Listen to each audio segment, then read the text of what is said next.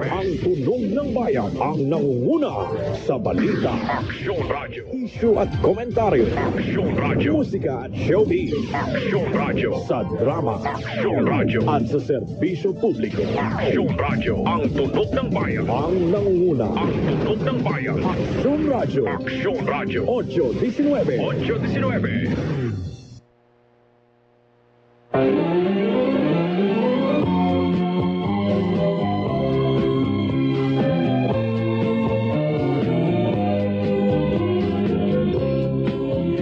Bukang liwayway ng bagong umaga, nagbabadya ng bagong pag-asa. Sa pagsikat ng araw, isaisip natin na ang buhay at panahon ay mahalagang handog ng Panginoon. Huwag nating sayangin ang mga oras na mabilis na lumilipas, bagkus tupdin ang nararapat, ibigin ang Diyos at maglingkod sa kapwa. Sama-sama tayong magbigay puri sa Panginoon at pasalamatan siya dito sa ating programang Bagong Umaga, Bagong Pag-asa. Kilala mo ba ang tinig ng Diyos? Mapayapang araw ng Lunes, kapatid. Kapistahan po ngayon ni San Nerio, San Aquiles at San Pancracio, mga martir. Idalangin po natin sa kanila ang magkaroon ng payapa, tapat at maayos na eleksyon sa ating bansa ngayon. Ito po si Sister Rose Agtarap ng Daughters of St. Paul para sa mabuting balita.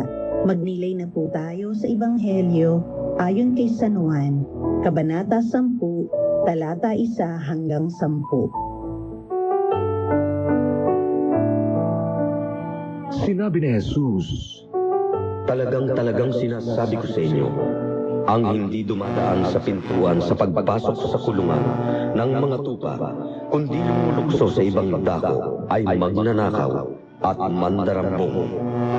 Ang pastol ng mga tupa naman ay pumapasok sa pintuan. Ito ang talinhagang sinabi sa kanila ni Jesus. Ngunit hindi nila maintindihan kung ano ang gusto niyang sabihin sa kanila. Kaya sinabi uli ni Jesus, Talagang sinasabi ko sa inyo, ako ang pintuan ng mga tupa. Magnanakaw lang, mangdarambong ang lahat ng nauna sa akin. Ngunit hindi sila pinakinggan ng mga tupa. Ako ang pintuan. Kung may pumapasok sa pamamagitan ko, maliligtas siya at papasok at lalabas at makatatagpo ng pastulan. Ang magnanakaw ay hindi dumarating, kundi para lamang magnakaw, pumaslang at magpahamak. Dumating naman ako upang magkaroon sila ng buhay at lubos na magkaroon nito. Ibinahagi po ni Sister Anne Lorraine Santos ng Daughters of St. Paul ang pagninilay. Narinig mo na ba ang boses ni Kristo? Ang boses ng kalaban. Paano nga ba natin malalaman kung kaninong boses ang naririnig natin sa araw-araw? Narinig natin sa mabuting balita ngayon na kilala ng mga tupa ang boses ng kanilang pastol at hindi sila sumusunod sa iba, bagkus lumalayo. Palibhasa ay hindi nakikilala ang tinig ng iba.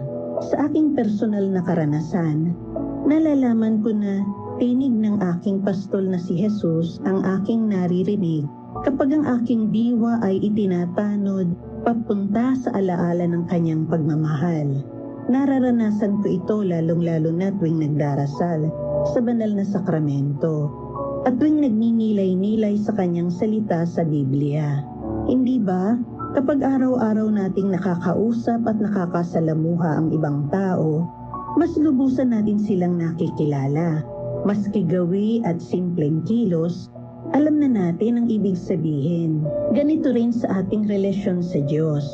Kung araw-araw natin siyang kakausapin at kikilalanin, mas lilinaw ang ating pandinig at mas makikilala natin ang tinig niya.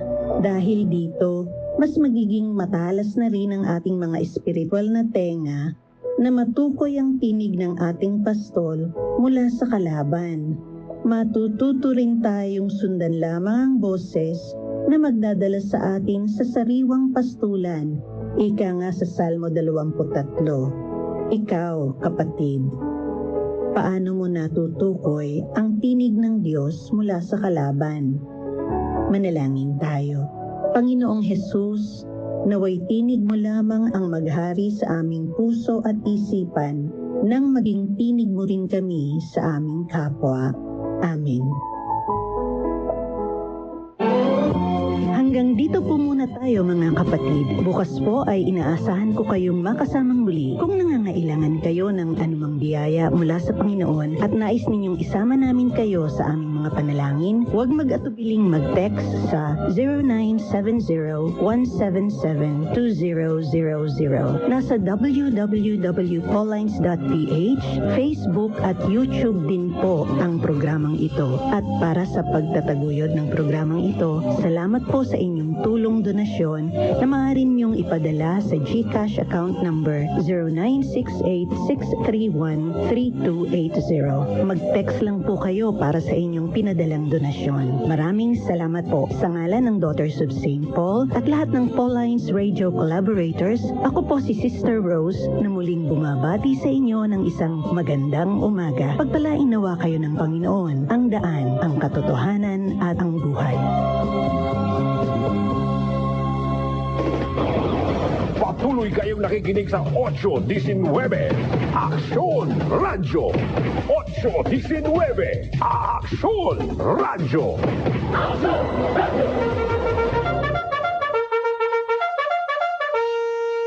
Oras sa DWV Election Radio, las 3:43. Come on! Yeah.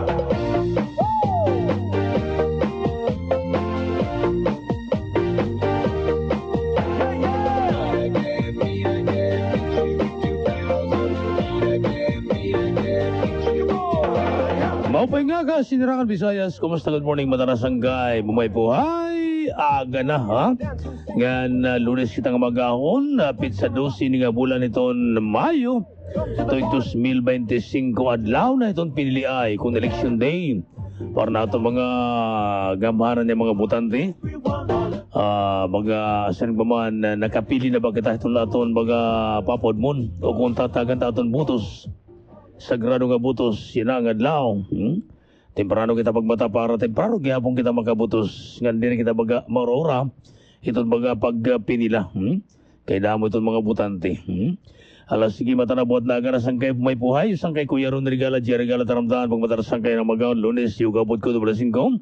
Ala kung tugbang Kuya Yiki Kavarkas, nga siyempre, atong gihapon ni hatag atong mga pinili ng mga musika kung sunata. Lagay pa natin mga pumukaw, shout out atong text line na atong linya na available yung mga tawag. Para ipaabutan yung mga pumukaw, yung mga sangkay nga nagulat tayo yan ang aga nagmamata na. Naton mga ginang may bahay nila, kumusta? Naton mga kabulig, mga panibalay kung may mga kabulig. Mga magtirinda, mga merkado, naton mga naglalaray kung may fuwista man nila. Karnihan, isdaanan, utanan, dumahan. O tayo nga magtirinda, basta na merkado. May naghapon mga sari-sari store, may mga guteng kaunan kung karinderiya. Good morning. Natong guteng magparakabuhi, mga parguma, mga irisda. Pagkatagan natin panahon. Pag-abot ko, basta election period, election day, waray opisina. Waray pasok sa patong Tagalog. Tugod nga, mabuto sana ito mga kabugtuan. Kaya damot mga butante. Damot ang baga na ulat nga napila. Kaya makuurigad labi na yun na itong panahon. Masyadong kamapingit. Mapaso-paso itong sirak. Nga itong baga inaabat matagadlaw. Ang lawas nga baga very good, baga durably. In kinaglan condition kita. Ay good ka wa rin tubig pagdaradara. Labot na, exercise na natin tugbang kadaga pagmamata nga siyempre ang pugyapon. Tagan pagitan baga kusugalawas nga nalagi ka kinabuhi. Di kita maglangan. Siya na durot. Hay taran. Messi, behalve als hij komt met 1 of alle 5.